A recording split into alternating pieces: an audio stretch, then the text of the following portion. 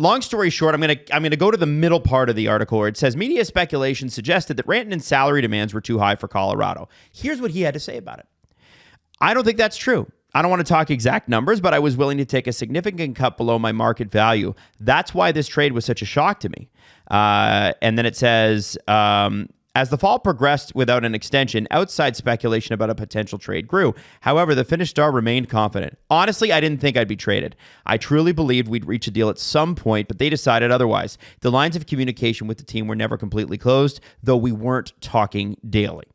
And so... All right, now I have the Finnish version, the original article, up on the screen. Read it in Finnish. Now do that. Oh, they have highlights okay, here we at the go. top. So Mikko Rantanen. Kun pusti puhia la tu. Oh my God. Finnish is insane.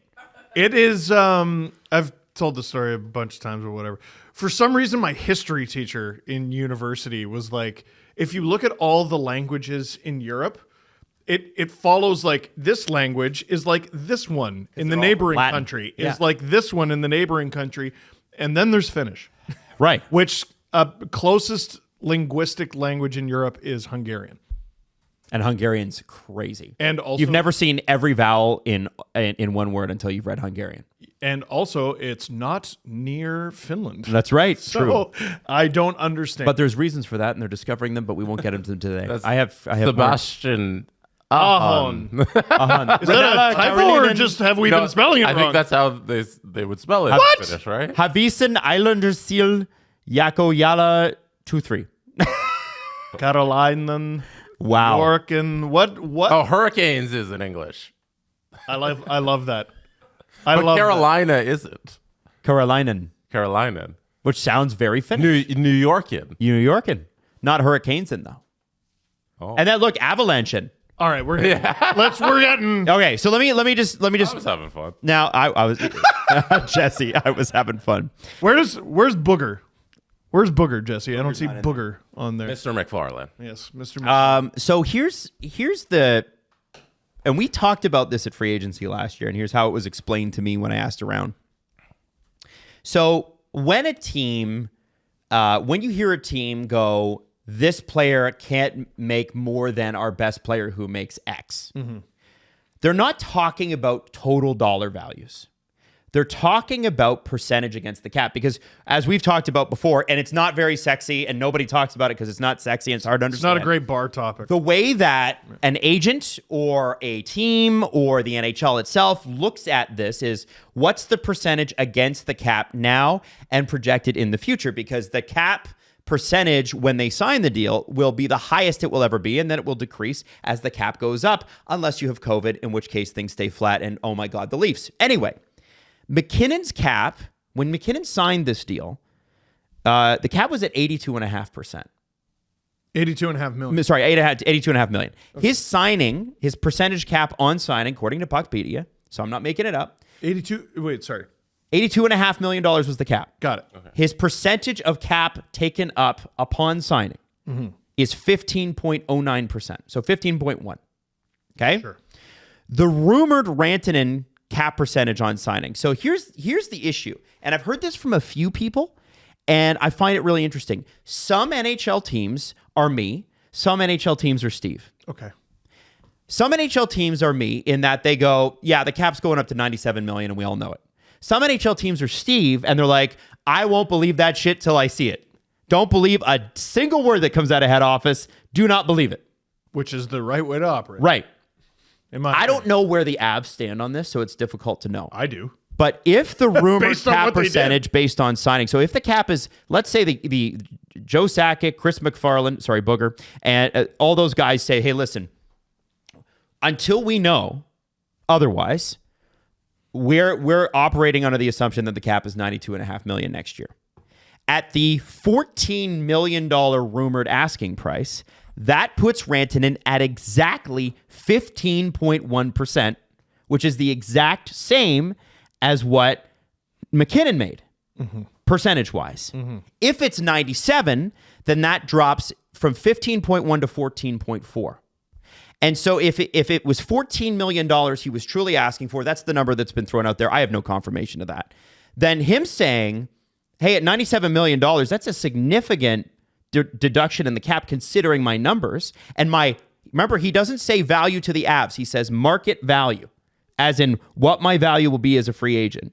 Then taking a 0.6% could be considered a drop-off. Now, if you say to people, like if Rantanen's people look at this and they say, okay, you don't want him to make what Nate does, but Nate signed at 82.5%. Okay, what about 13.5? That brings, if the cap is 97. Yeah, sorry, go ahead. This is a $97 million. $97 million cap.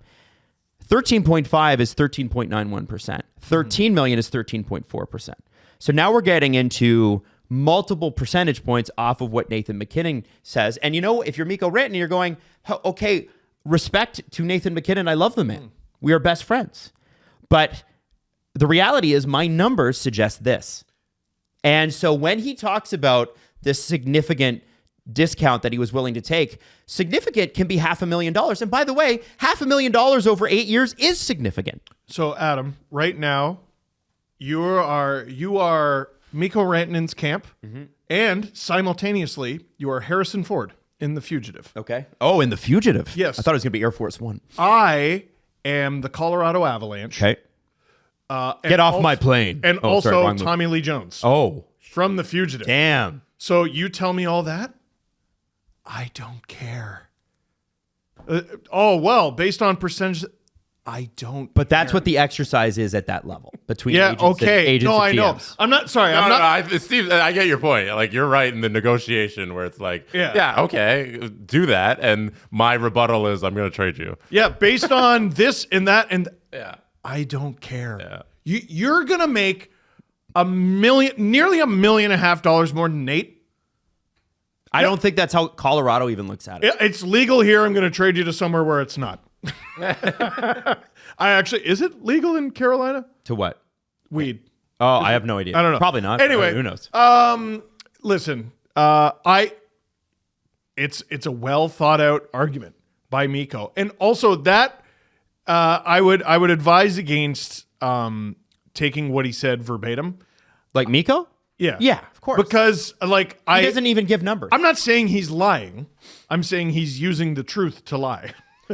Right? Or it's his perspective. Well, no, exactly. It's his perspective. My market value is this, and that is why it's a significant. Is it? Yeah. No, Steve, what you're saying about like those numbers are good, but no. That just happened in New York. Yeah. Because Igor Shesterkin wanted his big payday. And Chris Drury said, you know what? That's nice. You're coming in a penny short of Artemi Panarin. Yep. And that's what he did. He said, okay, I will acquiesce to that demand. And I'm coming in at 11.5 and Panarin's at 11.6. Yep. And that's it. I don't care what you think your value is. For Igor, it's probably in the 12, 13, but he's coming in under Panarin because that's the line they set. That's agreed. And that's sometimes GMs are that hard-nosed. And I applaud them for looking at their organization and being hard-nosed like that, because sometimes that's how you're going to get in a few years down the line. Like, man, that cap situation's great. Yeah. They kept everything low. Well, and then you set yourself up to be a team like the Carolina Hurricanes. Yes. Who can then afford to go out and get a big name player. Yeah. And what's he worth? What's he worth to one team versus what's he worth to another? Exactly. The purchase, like anything, any value, your iPhone, it's only worth what people are market-wise willing to pay. Well, the Avalanche made the conscious decision. We're paying two guys like stars, right? Yep. MacKinnon, Makar. MacKinnon, by the way, just keeps getting hosed. Demolished. Yeah, MacKinnon should be a $15 million. He should have signed a 3-year deal for him every time. By the end of his career, MacKinnon will have left at least $50 million on the table. No exaggeration. At the end of the day, he's probably going to look at it like Sidney Crosby and say, I don't care. And I want a cup. I don't care. $8.7 million for 400 years in the NHL. That's what Sidney Crosby's made every single year, and he's willingly done that, and he doesn't give a shit because he wins. What has he made in Tim Hortons endorsements alone? Yeah. And that's his buddy. So they must look at it the same way. Mikko.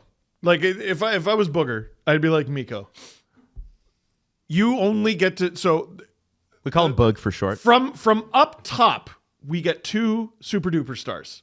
and we get to pay 2 super duper stars. You have to choose 2 out of the following 3. You, Nate, Makar. Not even you take you.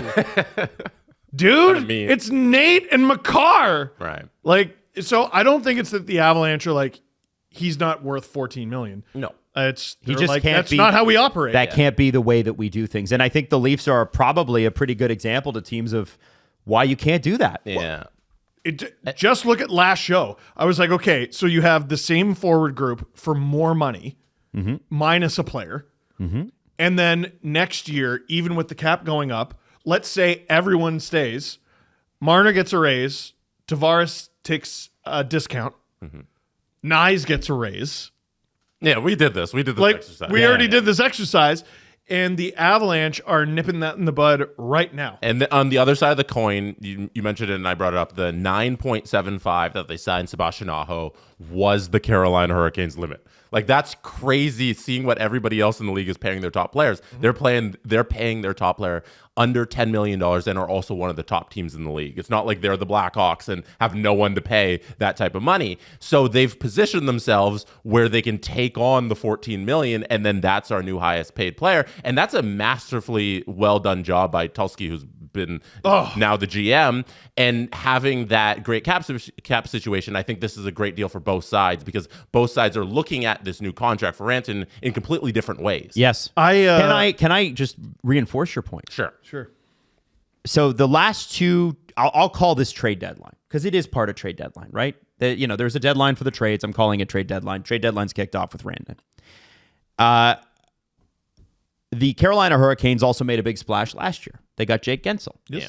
And by all accounts, were willing to offer him anything that the Lightning were. He just wanted to go to the Lightning. So that's what happened. It happens. Fair. Whatever. Now, Don Waddell was the GM last year, but Tulsky was well known around the league as the guy that put the deals together. That was what it was, and that's great. Don Waddell hires people who do those things. Yeah, because he's a nerd. Yes, he's a nerd, and but the he's nerd also guys do the math. Well, what? Okay, now let me finish this. Yeah, you From finish. TDDT_5115, and I did check this. The Rantanen and Gensel deal cost Carolina a total of, and I'm quoting directly, 0 first-round picks, 0 of their top 4 prospects. Who are Carolina's top 4 prospects? I don't know, but their system is better than the Leaf system. That's They have- Scott Wheeler's doing Is that true? I mean, low bar. I don't know. I mean, they're playoff team, so their system's probably not great, but you know what I'm saying. The reality is, you would expect, like if it's Toronto, it's like, oh, you want to get Brock Nelson? Well, you better give us Easton Cowan and Ben Danford. Whereas the Carolina Hurricanes are like, no, we'll trade off the roster. Because the thing with teams sometimes is like, you do fall in love with your own players. Yes. And you do fall in love with your own prospects. And I respect Carolina for going, not working out great with Bunting, and Dubas loves him. Let's include that as a part of the Gensel deal. Nietzsche, we love, but he already said he wanted to trade out of here. So he's got a ton of value. They probably had a conversation with him in the fall and said, listen, we can help you with your trade request. You're going to play power play 1 minutes, but if you don't come through, we can't trade you. So you better have a great year, and he has. And so I look at Carolina and go, that is spectacular GMing.